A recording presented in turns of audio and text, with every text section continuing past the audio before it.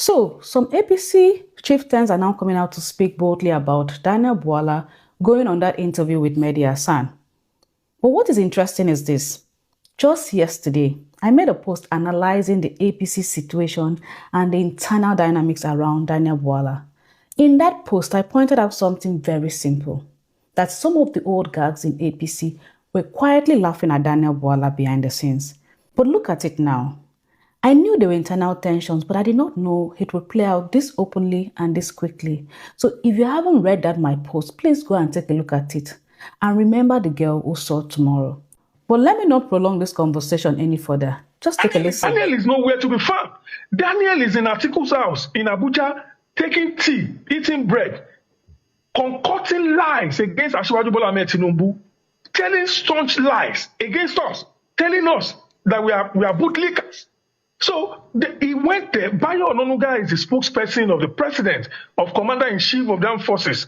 So Daniel is not the spokesperson. It's a policy, and those policy statements needs to be signed and vetted by Bayo Ononuga. So he went there on his public fury as a liar, a staunch liar, who does not have any iota of reputation. If you go to his village in Borno State, there's nobody. Ask the incumbent vice president. What this same guy, Daniel, has said about the present vice president, who comes a former governor of his state. So because the boy wants to get relevant to the national prominency, so he believes that saying things that is not true, blatant lie, saying jargons about people's character is the best way. And good for him, he's able to find his way into the presidency. By saying that Bola Ahmed Tinubu created a militia. You haven't answered my question, Dr. Oshinowo. You haven't answered my question. I didn't want to take me there. No. My question is that also a reflection on the... Because he did not appoint himself special advisor, did he? He did not appoint himself to the position in the APC. So if you're saying all these things that are despicable about the character of Daniel Bwala, is that not a reflection on the person who appointed him, on the party who appointed him? No. Daniel does not go to the United Kingdom to discuss policy. He went there to redeem his image as a liar, as a staunch liar and image destroyer. He went there to redeem. If you need anything about the government of APC, you talk to Bayo Ononuga or you talk to Sunday Dare. These are the guys that are in charge of public communication that will convey the stand of the government to the Nigerian people and the world, not Daniel. Daniel went there. You know, he likes to shop around the studios, like going to Shemo Kumbaloe, lies and, you know. And you listen carefully to what is being said there, you can see clearly that some people within the space understand psychology of others. If Daniel Bwala wanted to handle the situation properly, the simplest thing he would have done was just admit the obvious contradictions and move on. A brief acknowledgement would have just ended the issue immediately. But of course, Daniel did not, because he often emphasized he is intelligent. For many people, intelligence is when you jump from TV station to TV station, quote laws, speak out of context, the ability to prolong conversations until the real issues get buried. That is intelligence. So what Daniel Bwala indirectly was trying to do was project his own image, to signal the fact that despite everything I've said about Tinubu in the past, I am still the man chosen for the job. So in other words, look at how intelligent I must be for Tinubu to still pick me.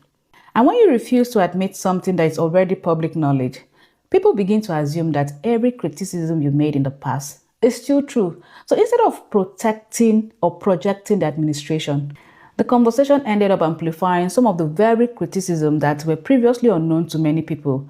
So when people say Tinubu is very smart when it comes to choosing his team, maybe he used to be in the past. Just like the interviewer asks, having said all these things about Bwala, why did Tinubu choose him? The answer is not far-fetched. It is not smartness or brilliance. It is desperation. Supporting an administration is not about wearing the party cap or logo or speaking loudly on TV.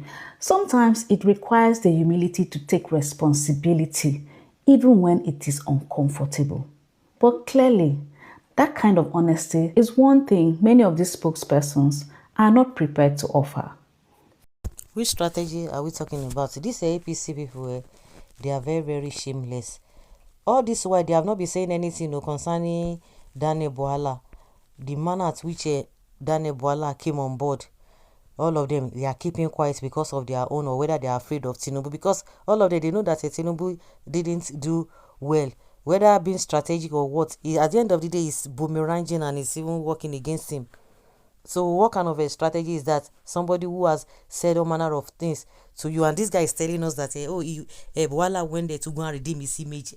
People are talking about Bwala. What's the main thing on ground?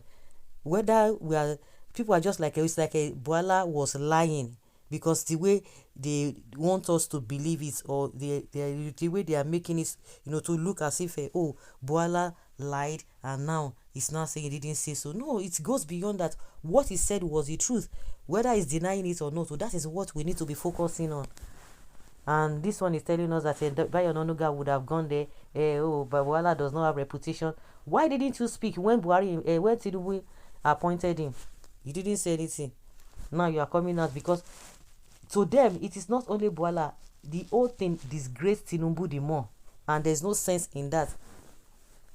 Actually, if you notice, it's like a turn by turn. First was Reno, now Bwala. Ibrahim Oshinowo, Bwala is more useful than you, and his appointment is the reflection of Tinubu. So Oshinowo stopped crying. They were asking him, why, if that is to tell you that Tinubu does not have integrity, why should you appoint such a person? Why can't you appoint somebody who has spoken well of you and continue to speak well of you?